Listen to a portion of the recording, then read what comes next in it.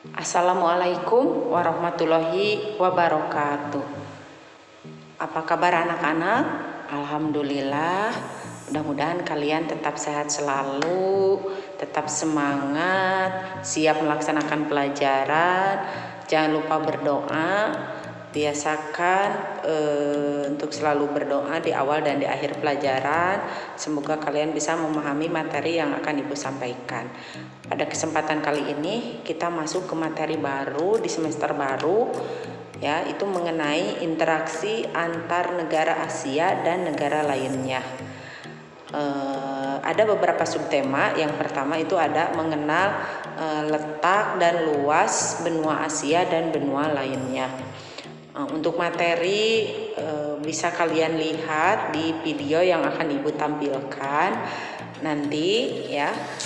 Tapi perlu diingat di sini bahwa pemahaman materi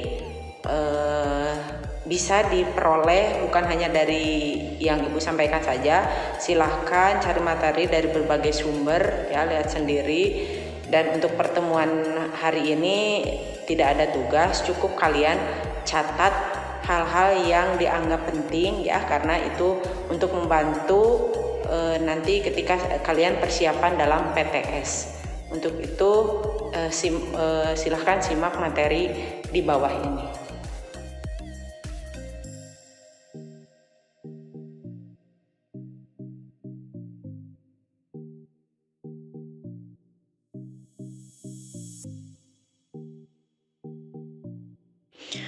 Assalamualaikum warahmatullahi wabarakatuh. Bagaimana kabarnya anak-anak? Semoga kalian sudah siap melaksanakan pembelajaran hari ini. Ibu akan menerangkan mengenai interaksi antar negara Asia dan negara lainnya, yaitu mengenai letak dan luas benua Asia dan benua lainnya. Adapun tujuan pembelajaran yaitu melalui model discovery learning, peserta didik dengan benar dapat menunjukkan, menyebutkan dan menjelaskan tentang letak dan luas benua Asia dan benua lainnya. Walaupun dengan adanya COVID-19, tetap diharapkan siswa bisa belajar dengan penuh tanggung jawab dan rasa syukur serta menyajikan hasil telaah dengan percaya diri dan santun. Silahkan kalian simak video di bawah ini. Interaksi antar negara Asia dan negara lainnya. Bersama saya. Selamat datang di kelas ilmu pengetahuan sosial dalam tema interaksi antar negara Asia dan negara lainnya. Bersama saya, Wasita Ratnasari. Pembahasan kita kali ini adalah letak dan luas benua Asia dan benua lainnya. Perhatikan, ini adalah hamparan benua kita saat ini, di mana terhampar pula laut-laut dan samudra yang luas. Benua atau kontinen adalah hamparan daratan yang sangat luas yang pada bagian tengahnya bersifat kering karena tidak mendapat pengaruh angin laut yang basah dan lembab. Sejarah terbentuknya benua. Kurang lebih 300 juta tahun yang lalu, semua benua yang ada sekarang ini tergabung menjadi satu yang disebut benua Pangea. Benua Pangea terpecah menjadi dua bagian, yaitu benua Laurasia dan benua Gondwana. Selanjutnya, benua-benua tersebut bergerak saling menjauh atau saling mendekat satu dengan yang lain. Dalam kurun waktu yang sangat lama, barulah terbentuk benua yang kita kenal saat ini. Teori ini disebut dengan teori pergeseran menurut seorang ahli yang bernama Alfred Wagner.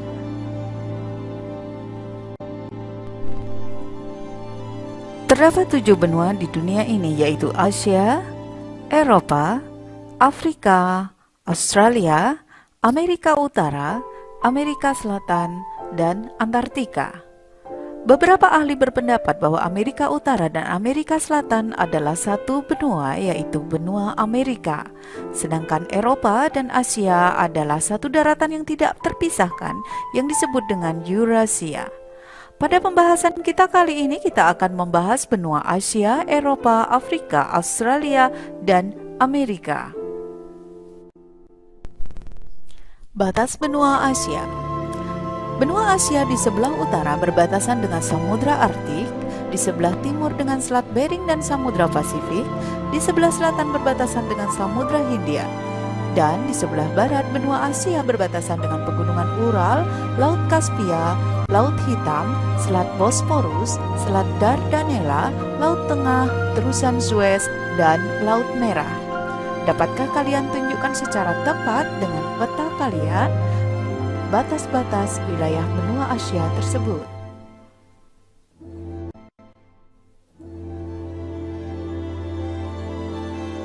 Benua Asia terbagi menjadi beberapa wilayah region, yaitu Asia Barat atau Asia Barat Daya yang dikenal dengan Timur Tengah, Asia Tengah, Asia Timur, Asia Selatan, Asia Tenggara, dan Rusia atau Asia Utara. Berikut adalah karakteristik benua Asia. Simak dan cermatilah. Dapatkah kalian temukan keunikan dari benua Asia? Batas benua Eropa. Benua Eropa di sebelah utara berbatasan dengan Samudra Arktik, di sebelah timur berbatasan dengan Asia yaitu Pegunungan Ural, Selat Dardanella dan Laut Kaspia, sedangkan di sebelah selatan berbatasan dengan Laut Tengah dan di sebelah barat berbatasan dengan Samudra Atlantik. Eropa Barat, Eropa Timur, Eropa Selatan, dan Eropa Utara. Berikut ini adalah karakteristik benua Eropa. Simak dan cermati. Batas benua Australia. Benua Australia di sebelah utara berbatasan dengan Indonesia yaitu Laut Timor, Laut Arafuru, dan Selat Torres. Sedangkan di sebelah timur, benua Australia berbatasan dengan Samudra Pasifik, Laut Tasman, dan Laut Koral. Di sebelah selatan dan sebelah barat, benua Australia berbatasan dengan Samudra Hindia. Berikut adalah karakteristik benua Australia.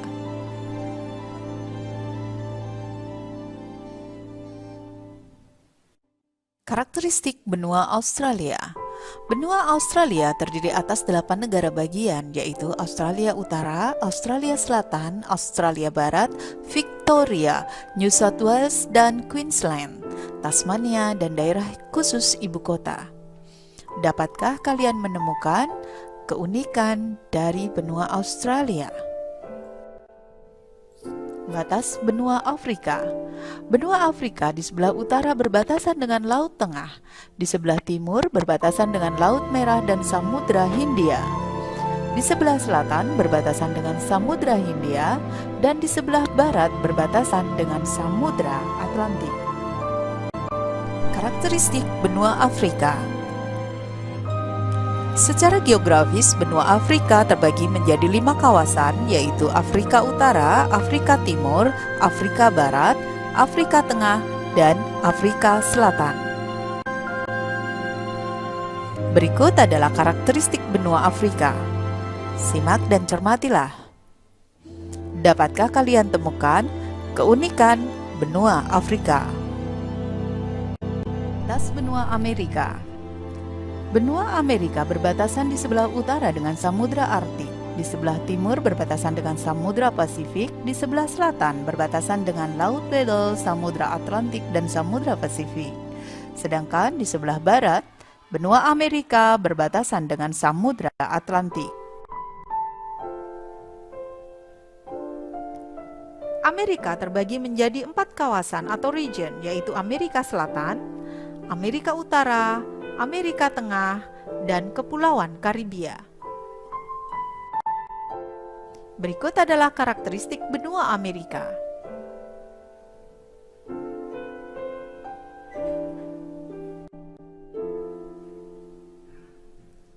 Saatnya menjelajah. Dengan menggunakan Itu hanya sekilas video ya mengenai letak benua-benua yang ada di muka bumi. Secara keseluruhan, permukaan bumi terdiri atas lautan dan daratan. Sekitar 71% permukaan bumi merupakan lautan yang terdiri atas samudra, lautan, dan selat. Adapun 29% wilayah bumi berupa daratan yang terdiri dari benua dan pulau besar ataupun kecil. Adapun urutan benua dari yang terluas, yaitu yang pertama ditempati oleh benua Asia, yang kedua benua Amerika, yang ketiga benua Afrika, yang keempat benua Antartika, yang kelima benua Eropa, dan yang paling kecil atau yang paling sempit itu benua Australia. Tujuan mempelajari benua Asia dan benua lainnya tentu untuk mengetahui yang pertama, mengetahui persebaran negara-negara di dunia, baik persebaran negara maju maupun persebaran negara-negara berkembang. Negara maju adalah negara yang sudah maju di dalam pembangunannya. Sedangkan negara berkembang adalah negara yang sedang giat-giatnya melaksanakan pembangunan. Nah, negara maju banyak tersebar itu di benua Amerika dan benua Eropa. Sedangkan negara berkembang banyak tersebar di benua Asia, benua Afrika, dan benua Australia.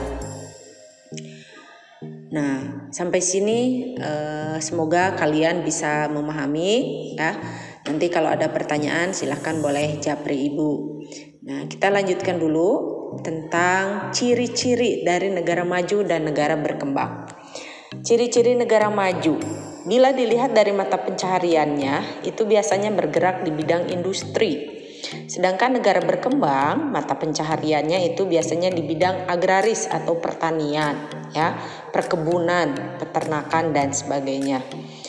Nah, yang kedua, dilihat dari pertumbuhan penduduknya.